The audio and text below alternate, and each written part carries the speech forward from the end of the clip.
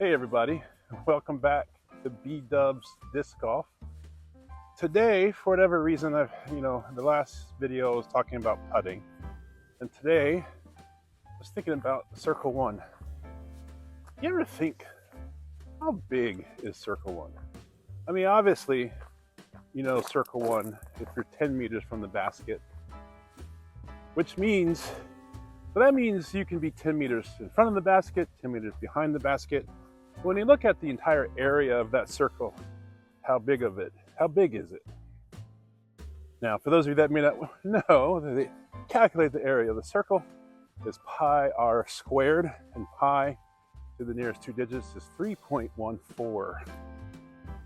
So the area of Circle 1 is about 314 meters square, which is actually quite larger than a volleyball court.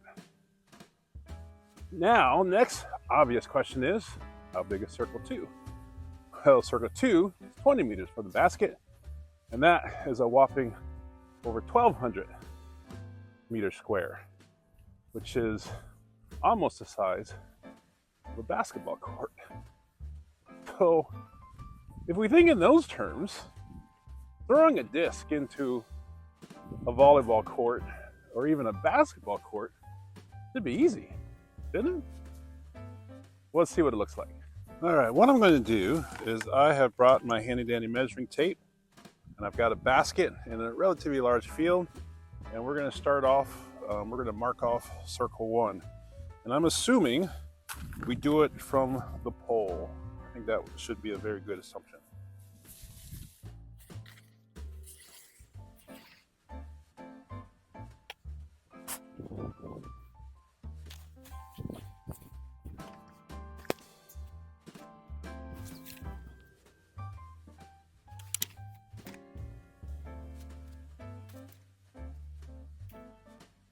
I'm going to adjust my camera because I believe Circle 1 is so large that I was too close.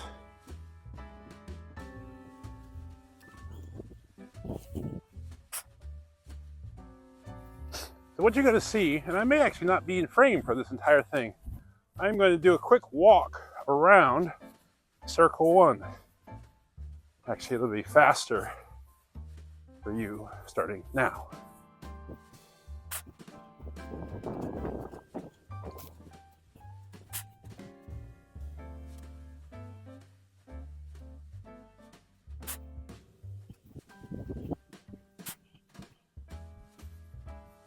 The moral of the story is that Circle 1 is huge. I mean, very large. All right, Circle 2. I'm not going to use as many orange cones this time for Circle 2, but you'll get a gist of how big it is. Circle 1 is 10 meters from the basket, which is about 33 feet. It's actually 32 feet and 9 inches. So Circle 2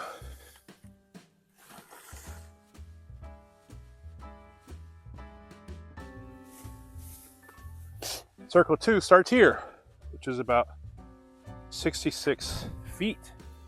We are pretty far away from the basket at the edge of Circle 2. So I'm only going to do a few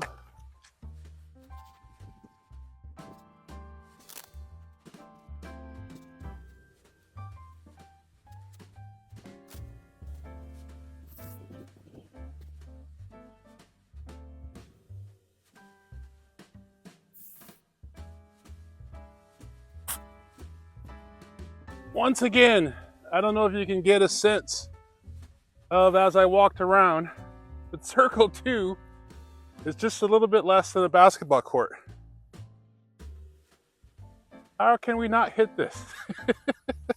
We should be able to hit this every time. Very large.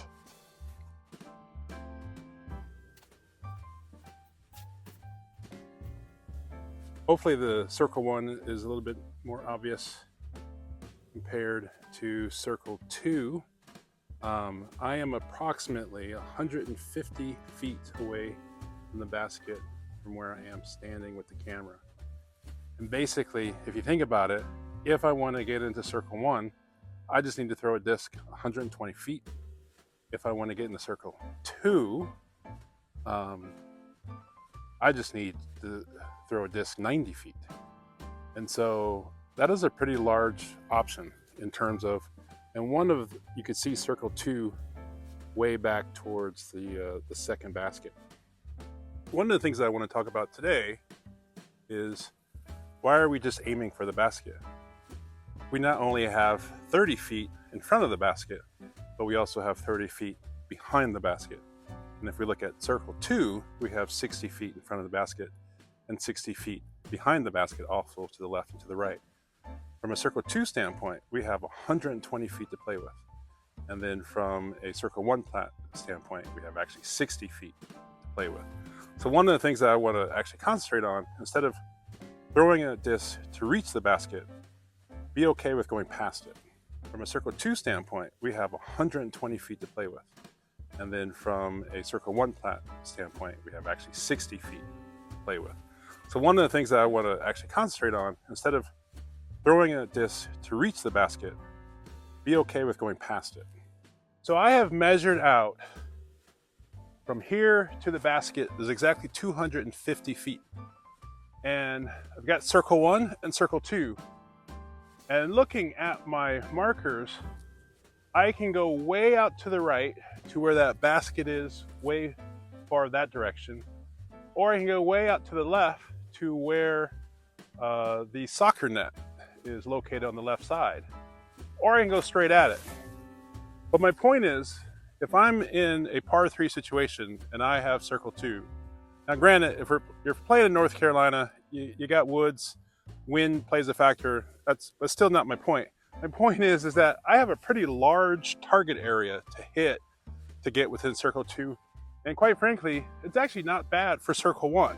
So if I play for par, there's no reason I should bogey this, but I definitely have options. So this is also one of the reasons why throwing a hyzer shot is actually a pretty decent choice, because I can throw it pretty far right, knowing that it's going to hyzer to the left towards the basket. The other thing that I've been thinking about a lot lately, I on a regular basis try to get my disc to the basket, but I don't think about, it's perfectly okay to go past the basket or even go to the left of the basket or the right basket. Often we think about, oh my gosh, super short or super long. But the reality is, at least for circle 1, I've got a full 33 feet in front of the basket and 33 feet behind the basket, to the right and to the left. And then when it comes to circle 2, 66 feet front, back, you get the gist.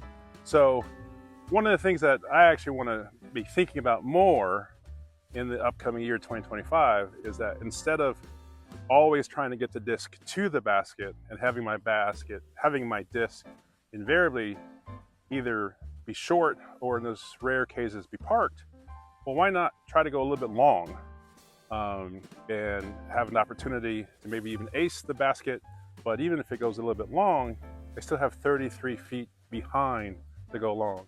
So instead of thinking as this as a 250-foot shot, I could say pull out a disc that approaches 280 and then throw that and see how it does. So we're going to try that. We're going to start off with going right at the basket, PA2 time. I don't expect it to make it to the basket. Matter of fact, near the basket, just can't really tell if you don't have trees, a little bit of a headwind, but I just need to get this into circle 1. So let's see how we do.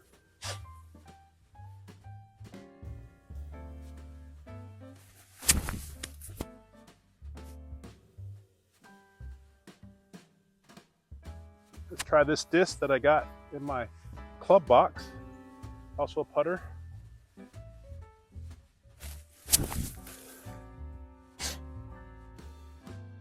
Nice glide. We expected it to be short. Now M2, put a little hyzer on it, because we know it's getting a little bit understable.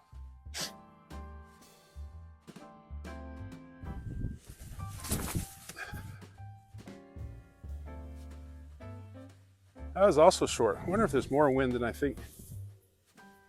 F3.